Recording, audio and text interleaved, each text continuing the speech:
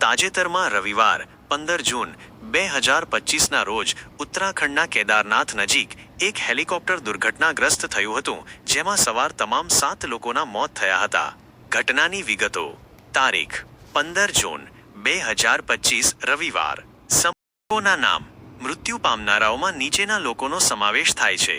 1. Rajvirsinh Chauhan, pilot, 39 વર્ષ, જયપુર, ભૂતપૂર્વ ભારતીય સેનાના અધિકારી. 2. શ્રદ્ધા રાજકુમાર જયસ્વાલ, 35 વર્ષ, મહારાષ્ટ્ર.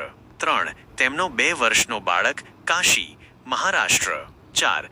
રાજકુમાર સુરેશ જયસ્વાલ, 41 વર્ષ, ગુજરાત. 5. વિક્રમસિંહ રાવત, 47 વર્ષ, બદ્રીનાથ કેદારનાથ ટેમ્પલ કમિટી BKTCના કર્મચારી, ઉત્તરાખંડ. 6. વિનોદ દેવી, 66 વર્ષ, ઉત્તર પ્રદેશ.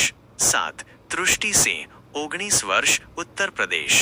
વધુ માહિતી.